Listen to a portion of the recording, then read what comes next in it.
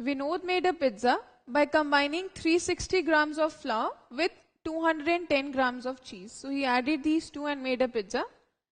He made another pizza in which he added 240 grams of flour with 140 grams of cheese. Now, can you tell me whether the ratio of cheese to flour in both the cases is the same? Let us look at this. Remember, we have to find the ratio of cheese to flour. So let us do that. Let's look at the first case, which is the large pizza, wherein he used 210 grams of cheese and 360 grams of flour. So cheese to flour, order is important, is 210 is to 360. Now this would be, we have to express this in the simplest form. That is, we'll remove the common factors from both of them. I see 10 as a common factor. So this gives me 21 is to 36. Further, 3 is a common factor here. So I get 7 is to 12. So ratio of weight of cheese to flour in this large pizza comes out to be 7 is to 12. Now let's look at the second pizza which he had made, which is the smaller one. So in this small pizza, he had used 140 grams of cheese and 240 grams of flour. So ratio of weights of cheese to flour would be 140 is to 240, 140 is to 240. Again, express this in the simplest form. I can see 10 as a common factor in both these terms. So this would be equal to 14 is to 24. Removing the common factors, divide by that factor. Now 14 is to 24. Again, what we can see is a common factor which is 2. So dividing by 2, we get 7 is to 12. So I get that ratio of weights used in cheese to flour in the small pizza is 7 is to 12. So for the large pizza also, the cheese to flour ratio was 7 is to 12. For the small pizza also, the ratio of cheese to flour is 7 is to 12. So we were asked whether the ratio is the same or not. Well, you can clearly see that in both the cases, ratio is the same. So what we can say is that ratio of cheese to flour in both the cases is the same or is equal. And when two ratios are equal, we call them to be in proportion.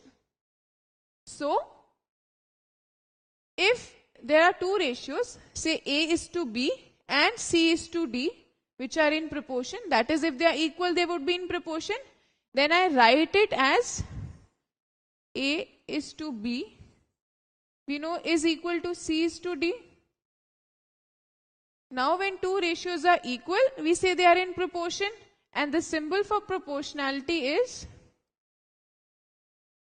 we use this symbol to denote that they are in proportion. The two ratios are in proportion. That is, these two ratios are equal. We know we read this as A is to B. Similarly, this is read as is as to. That is, A is to B is as to C is to D. So when two ratios are equal, they are in proportion, and if they are in proportion, we can represent it like this, wherein we say A is to B is as to C is to D.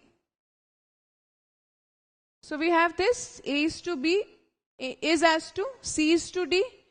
Now look at these two terms. They are at the extreme ends, so we call these terms as extremes, and these terms which are in the middle are called the means. So the terms outside, which is A and D, are the extremes. B and C, the terms in the middle, are the means. So B and C are means. So if you have this, that is A is to B is as to C is to D, if I am given that two ratios are in proportion, what I know is that A by B is equal to C by D. Because A is to B can be written as A by B. Proportion means the ratios are equal, and C is to D can be written as C by D. Now from here, cross multiplying, I get AD, A times D, AD is equal to C times B, which is BC. So this is what I get. First is A by B would be equal to C by D. Cross multiplying, I get AD equals to BC. How do I get this? I get this by the cross product rule. You can multiply. So this is called the cross product rule, and you get AD equals to BC. So what we see is whenever two ratios are in proportion, you are getting AD which is equal to BC. So this is what you get if you know that two ratios are in proportion. And what is A and D? A and D are nothing but extremes, and B and C are nothing but means. So we can say that the product of extremes is equal to the product of means. This is what we get. Hence remember that whenever two ratios are equal, we say that they are in proportion. And whenever two ratios are in proportion, I can say that product of extremes would be equal to the product of means. This is what you should remember. Now let's look at this. This is a recipe for fruit cream. What we do is we add 200 grams of sugar to 500 grams of cream, and further 500 grams of fruit cream is added to 1250 grams of fruits to prepare that fruit cream. Now I'll represent this diagrammatically, which says 200 grams of sugar is added to 500 grams of cream, and 500 grams of cream is added to 1250 grams of fruits. So this is the recipe for the fruit cream. Now let's find the ratio of sugar to cream and ratio of cream to fruits in both the case. So ratio of sugar to cream would be 200:500. Now again, common factor which is 100. So I can write this as in simplest form as 2:5. I express this in the simplest form. So ratio of sugar to cream comes out to be 2:5. Now let's find the ratio of cream to fruits, which is 500:1250 grams. So 500:1250. Again, 10 is a common factor here. So I get 50:125. Now again 25 is a common factor here. 25 2s are 50 and 25 5s are 125. So I get 2:5 again. What I see is that the two ratios are equal. That is 200:500 is as to 500:1250.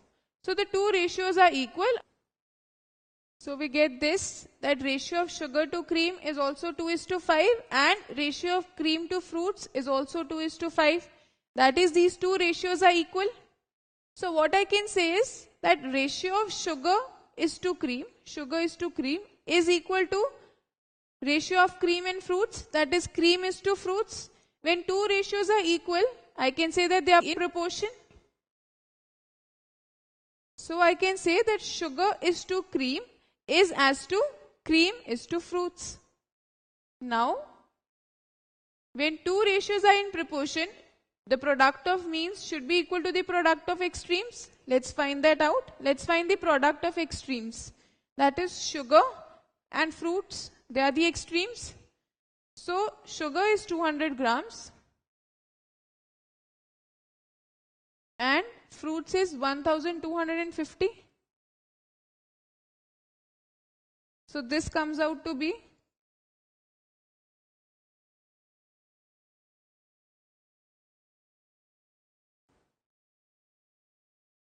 So this is the product of extremes, 25 followed by 4 zeros. Now let's look at the product of means, which is cream in both cases. This is 500 times 500. So product of means would be 500 times 500, which is 5 5s are 25 and 4 zeros. So we see that the product of means is equal to the product of extremes. So we can say that product of extremes is equal to the product of means. We can see that these ratios are in proportion and the product of extremes is equal to the product of means. Further, if you look at these two ratios carefully, what you will observe is that cream is the same. So what you can say is that sugar is to cream is as to cream is to fruits. Now rather than repeating the cream again and again, that is twice, we can just write it once. So we say that sugar is to cream and cream is to fruits are in proportion. Now we are repeating cream 2 times. So to avoid that, what we can say is that sugar, cream and fruits are in continued proportion. That is sugar, cream and fruits are in continued proportion. So let's look at this. So if we have terms like this, that is A, B, B, C. B is repeated twice. So if you have something like this and they are said to be in proportion, then you would know that if they are in proportion, then the ratios are equal. That is A is to B is as to B is to C. Further, since B is the same in both the cases, what we can say is that A, B, C are in continued proportion. Now when they are in continued proportion, it's still a proportion. Hence the product of extremes would be equal to the product of means. So let's find the product of means and extremes. In this case, product of means would be B times B.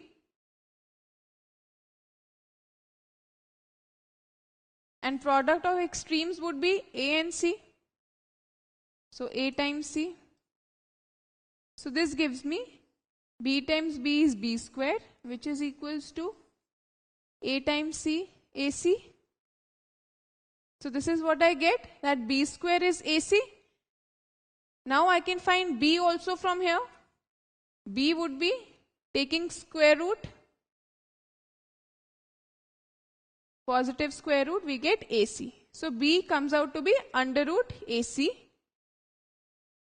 And this B is actually called the mean proportion between A and C. B is called the mean proportion between A and C. So whenever you're given that 3 quantities are in continued proportion, so if I'm given that 3 quantities are in continued proportion, what I can gather from here is that the middle term has to be repeated twice. That is, A is to B is as to B is to C. So A is to B is as to B is to C. That is, A, B, C are in continued proportion. Now let's see if you can answer this question. It says that in a company, the number of people shortlisted to the number of people interviewed to the number of people who are selected, that's in a continued proportion. That is, people shortlisted, interviewed and selected finally for the job are in continued proportion. Now the company wishes to select only 4 people. It has a place for 4 people and they have already shortlisted 100 candidates. So how many candidates should they call for interview round? Let's look at this. We know that people shortlisted, interviewed and selected are in continued proportion. Let's represent shortlisted people as A, people interviewed as B and people selected as C. So we know A, B, C are in continued proportion. When A, B, C are in continued proportion, we know that the product of means, which is B square, would be equal to product of extremes, which is AC. B square would be equal to AC. If A, B, C are in continued proportion, we know A is to B is as to B is to C.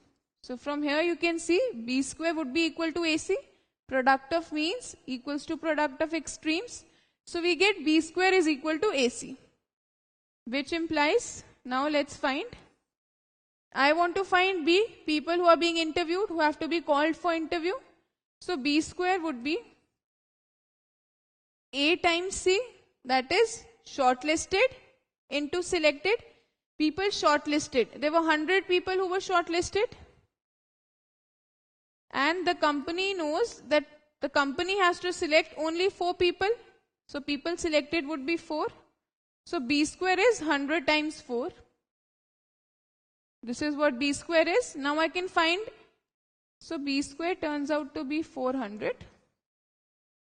B would be taking square root, which is 20. I'm ignoring the negative square root because B is number of people who are being interviewed. Now number of people cannot be negative. So B turns out to be 20. That is, for those 4 vacancies that they have, to select 4 people, they had shortlisted 100 and they should call only 20 people for interview round, since people shortlisted, interviewed and selected are in continued proportion. So remember, when A, B, C are in continued proportion, then B square would always be equal to AC. Product of means is equal to product of extremes.